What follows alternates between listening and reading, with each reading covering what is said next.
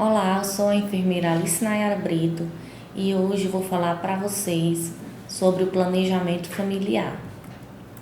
O planejamento familiar é um conjunto de ações que auxiliam homens e mulheres a planejar a chegada dos filhos e também a prevenir uma gravidez indesejada. Em 1996, um projeto de lei que regulamenta o planejamento familiar foi aprovado pelo Congresso Nacional e sancionado pela Presidente da República.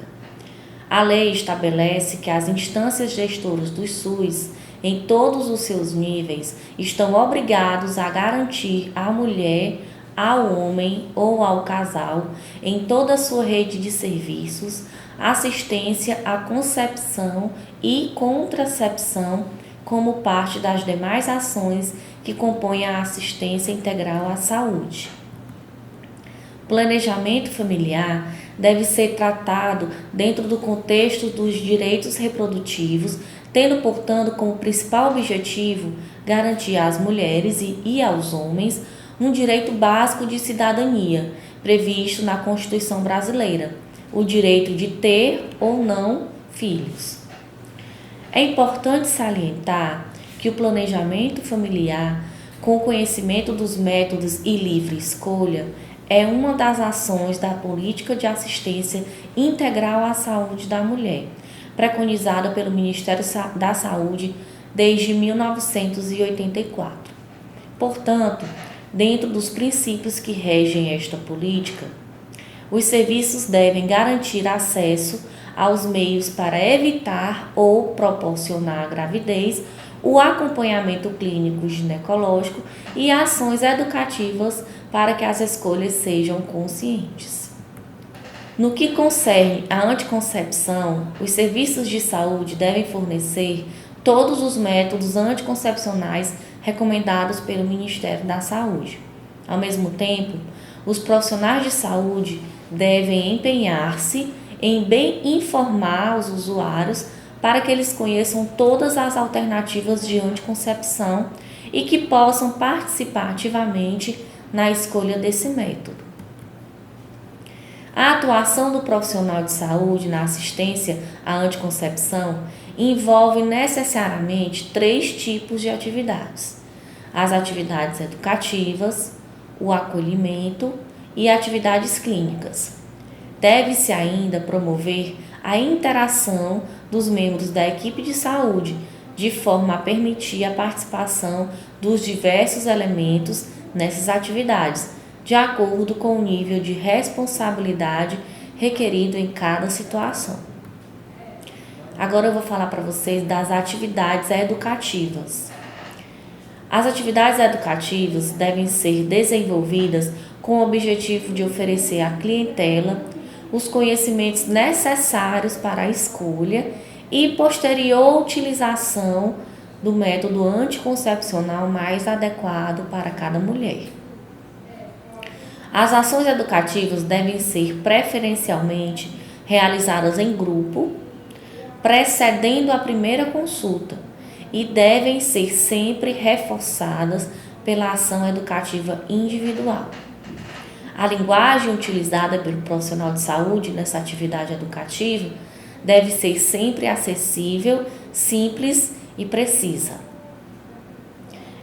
Quando a mulher, o homem ou ambos o casal busca a unidade de saúde, seja para uma consulta de rotina, seja para um acolhimento, para passar pelo clínico, nós podemos nesse momento, como profissional de saúde, fazer também aquela chamada sala de espera, né? Que é, no caso, uma informação que a gente dá a esse pessoal que está esperando a consulta. E aí, desde então, depois da consulta, se a mulher, ou o homem ou o casal se interessar, né, deve haver a atividade educativa. O aconselhamento. O aconselhamento é entendido como um processo de escuta ativa, individualizado e centrado no indivíduo. Pressupõe a capacidade de estabelecer uma relação de confiança entre os interlocutores, visando o resgate dos recursos internos do indivíduo, para que ele tenha a possibilidade de reconhecer-se como sujeito de sua própria saúde e transformação. A ideia demarcada no aconselhamento é a troca. Dessa forma, torna-se possível o desenvolvimento de uma relação de confiança, condição básica para a realização dos procedimentos presentes no processo do aconselhamento. Então, o profissional de saúde, ele vai deixar o paciente se sentir confiante, confortável, e vai haver a troca nesse momento do aconselhamento. As atividades clínicas. Elas devem ser realizadas levando-se em conta que todo e qualquer contato que a mulher venha a ter com os serviços de saúde deve ser utilizado em benefício da promoção, proteção e recuperação da saúde, de tal forma que a primeira consulta deve ser feita após as atividades educativas, incluindo uma anamnese, o exame físico geral e ginecológico, com especial atenção para a orientação do autoexame das mamas e levantamento de data da última colpocitologia oncótica, que é o exame do Papa Nicolau, para avaliar a necessidade de uma realização da coleta ou encaminhamento para esse exame. Então, você pergunta à mulher qual foi a data da última vez que ela fez o exame Papa Nicolau. Se houver mais de um ano, você orienta essa mulher ou então já encaminha ela para realizar o exame. A análise de escolha e prescrição do método anticoncepcional também é muito importante. Nesse momento, na atividade clínica, vai ser abordado esse tema. A escolha do método anticoncepção. Na decisão sobre o método anticoncepcional a ser usado, devem ser levados em consideração os seguintes aspectos: a escolha da mulher, do homem ou do casal, características do método, fatores individuais e situacionais relacionados aos usuários do método. Quais são essas características dos métodos de anticoncepção? A eficácia dele, os efeitos secundários, a aceitabilidade, disponibilidade, facilidade de uso, reversibilidade e proteção às doenças sexualmente transmissíveis e à infecção pelo HIV. Vou falar um pouco de cada um desses itens que eu falei para vocês sobre o método de anticoncepção. A eficácia deles, tá? Todos os métodos anticoncepcionais apresentam uma taxa de falha, que é calculada com o número de gestações não desejadas entre os usuários de um determinado método anticoncepcional nos primeiros 12 meses de uso, tá? É observado os primeiros 12 meses de uso. E durante esses 12 meses é calculado o número de gestações não desejadas. Dependendo se houve ou não, é calculado a eficácia desse anticoncepcional. Dessa forma, duas taxas podem ser encontradas para cada método. Uma mostra a taxa de falha entre os usuários de uma forma geral de uso, se usou corretamente, se não usou corretamente, tá? E a outra taxa é aquela que leva em conta apenas os usuários que fizeram o uso correto e consistente do método escolhido. Então, observa-se também durante esses 12 meses se a mulher fez o uso correto ou se houve falhas. Os efeitos secundários do método escolhido. A ausência de quaisquer efeitos secundários adversos seria a condição ideal, ainda não conseguida nos anticoncepcionais até os dias atuais. Por outro lado, é também verdade que determinados métodos ocasionam mais efeitos secundários do que outros, sendo o direito do usuário ser corretamente informado a respeito dessas diferenças. Então, algumas mulheres se darão melhor com um tipo de método, outras com outro tipo, buscando o melhor método que não haja tantos efeitos secundários. A aceitabilidade. A aceitação do método, o grau de confiança que nele se tem, a motivação para o seu uso e uma correta orientação do profissional de saúde são importantes fatores para o sucesso do método escolhido. A disponibilidade. O acesso gratuito aos métodos anticoncepcionais é condição fundamental para que a escolha do método se realize livremente, sem restrições. Isso é particularmente importante considerando-se que grande parte da população não tem condição de pagar um método. Então, a disponibilidade no serviço de saúde do método escolhido é totalmente importante. Nas situações em que a oferta de determinado método que nesse momento foi escolhido não seja possível, é da maior importância considerar o seu custo, avaliando a possibilidade do usuário arcar com ele ou não. No caso da escolha do método, o usuário não tem condições de comprar esse método escolhido e não há disponibilidade na rede pública, é necessário que nesse momento o profissional converse e busque o melhor método de escolha. Facilidade e reversibilidade. De nada adiantará a indicação de um método que tenha todas as qualidades anteriormente descritas se sua utilização for difícil, complexa ou não assimilada por grande parte da população. Tá? A reversibilidade.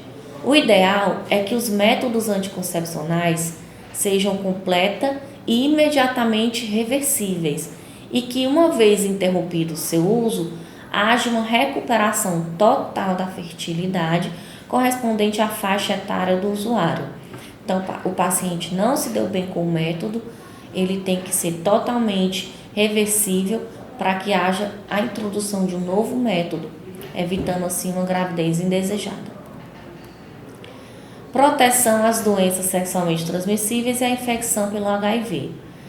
Torna-se urgente estimular a prática da dupla proteção, ou seja, a prevenção simultânea das DSTs, inclusive da infecção pelo HIV e da gravidez indesejada. Isso pode se traduzir no uso dos preservativos masculinos e femininos, ou na opção de utilizá-los em associação a um outro método anticoncepcional da preferência da paciente e do casal. Em seguida, eu vou citar para vocês alguns modelos de métodos contraceptivos.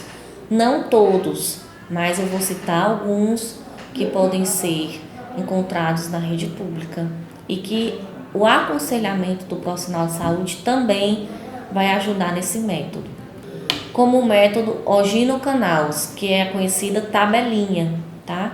Esse método, ele baseia-se no fato de que a duração da segunda fase do ciclo menstrual, o pós-ovulatório, é relativamente constante, com a ovulação ocorrendo entre 11 a 16 dias antes do início da próxima menstruação.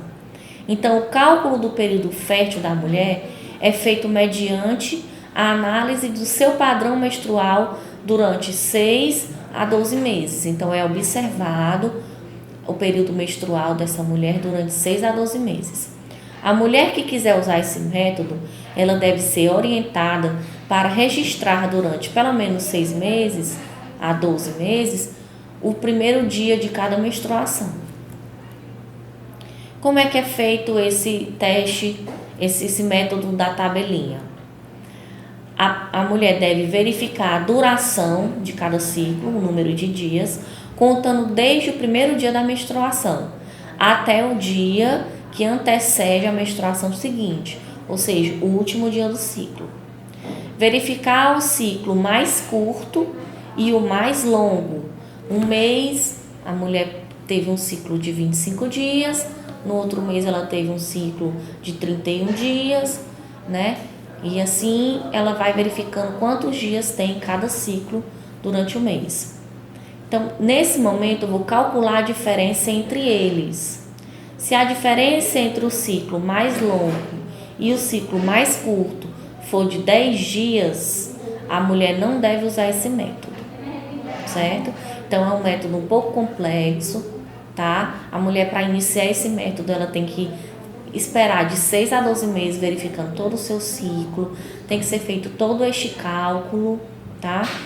E ser feito a associação com o preservativo masculino ou feminino. Que eu vou falar agora do preservativo masculino, muito conhecido por toda a população.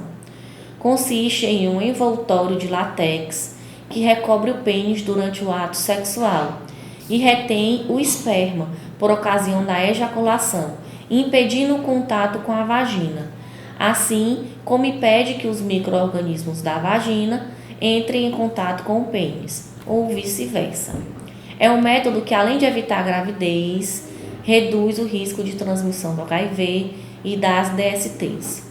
A taxa de falha desse método, no primeiro ano de uso, varia de 3% quando usado corretamente em todas as relações sexuais. E também vai até 14% dependendo do uso. Tem que fazer o uso corretamente. Um outro exemplo é o preservativo feminino. O preservativo feminino é um tubo de poliuretano com uma extremidade fechada e a outra aberta. Ele é acoplado de 2 anéis flexíveis, também de poliuretano. O primeiro, que fica solto dentro do tubo, serve para ajudar na inserção e na fixação do preservativo no interior da vagina. Este, no caso, é um lado fechado. O segundo anel constitui o reforço externo do preservativo, que, quando corretamente colocado, ele cobre parte da vulva. Essa é a parte aberta, onde vai ser introduzido o pênis. O produto já vem lubrificado e ele deve ser usado uma única vez. Outros métodos contraceptivos, que eu não irei citar no momento, vou deixar para uma próxima aula, são os anticoncepcionais orais, os anticoncepcionais injetáveis, tanto mensal como trimestral, e o diafragma também. São outros exemplos que numa próxima aula eu irei citar para vocês. Aqui está a referência bibliográfica da minha aula de hoje. Obrigada pela atenção de vocês e até a próxima aula.